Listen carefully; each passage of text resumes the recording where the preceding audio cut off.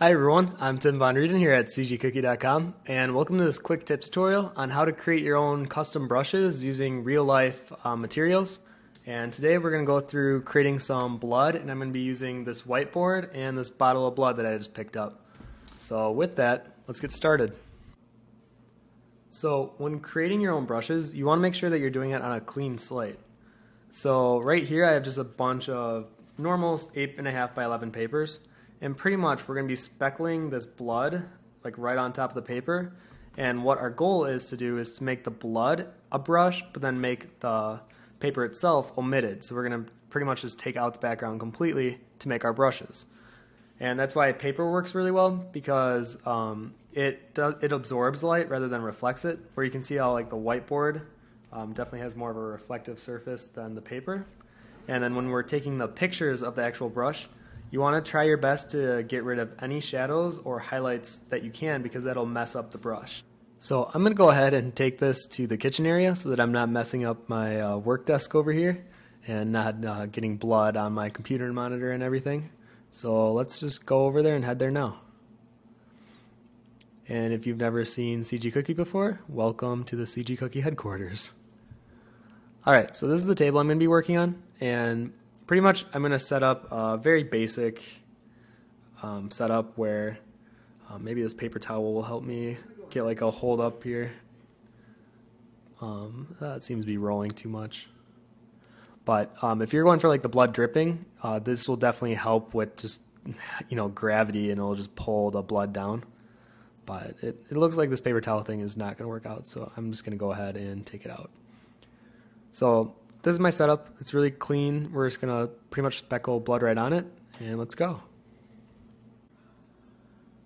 So now when you're doing these, just keep in mind that you want to keep them more splattered looking, more random, more chaos. You try to want to take a lot of the structure out of it, because then it will create a more easy to use brush. And something that you want to look out for is something that doesn't repeat itself. So if you have a really big glob somewhere, that's going to repeat when you're using the brush, so you want to avoid doing things like that. So try to avoid things that really will stand out. Now, as cool as splatter brushes may be, you can only have so many before they start all looking the same. So now we're going to try doing a few ones that will definitely stand out. And this one's a handprint. And when doing it, try not to overload your hand. Just do it just enough to really get the silhouette of the hand. And I caught the attention of the people in the office, and our intern Nate wanted to do a few as well. And here we're doing more of like just blood dripping, and this is definitely useful, especially if you use the splatter brush and then use this one on top of it. You get a really cool effect from that. And we also had Jonathan in this week, so he wanted to create one or two of his own. And once you splatter the paint on the paper itself, you want to take a picture of the paint in an area where there aren't that many shadows or highlights being casted on the paper, because you want the color of the paper to be pretty uniform, so as neutral as possible, so it's really easy to omit the color. So now that we have all the photos and videos done, I pretty much just uploaded them to iPhoto, and I'm going to go through editing one of them so you guys can get an idea of the best way to go about editing one of these, and then you can go ahead and then use that technique on all of them. So I'm just going to go ahead, I dragged one to the desktop, and then I opened it with Photoshop. So immediately I'm just going to change the image size, because right now it's coming in at a 34 by 45 inches. So let's change that to like 5 by 6, but maybe at a 300 resolution. Yeah, much better. Okay. So now I'm going to double click that background layer, change it to just a normal layer. And pretty much what we want is we want all the red to be part of the brush and then the paper to be omitted pretty much. So I'm going to try my best to play with the levels, the brightness, and make it so that the piece of paper almost becomes like a pure white, and the blood then just becomes more of an intense, maybe subdued red.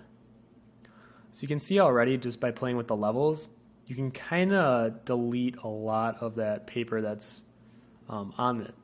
And if you just keep changing the levels, and then from here, if I choose OK, you can see the difference, and immediately we're already starting to get rid of that paper look. But now I'm going to take another step further and do brightness and contrast. So I'm going to turn my brightness up. And bam, you can see how the background is almost a pure white now.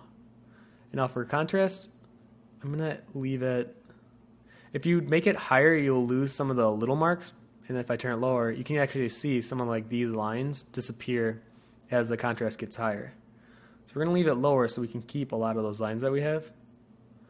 And you may also notice if you turn your brightness to up, the same effect might happen. So we're going to keep it at a point where the background becomes pretty much all white, but you can still see a lot of the blood effect. Choose OK. And if I do step backward, you can kind of see the difference between 1 and 2. And then now from here, let's go ahead and kind of test this. So pretty much what I want to do now is I'm going to go to Edit, define Brush Preset. Choose OK. Now I'm going to make a new layer. And actually, before I even do that, I'm going to fill in this background layer. And to do that, you can do Command Delete on a Mac, and I believe it's Control Delete on a PC.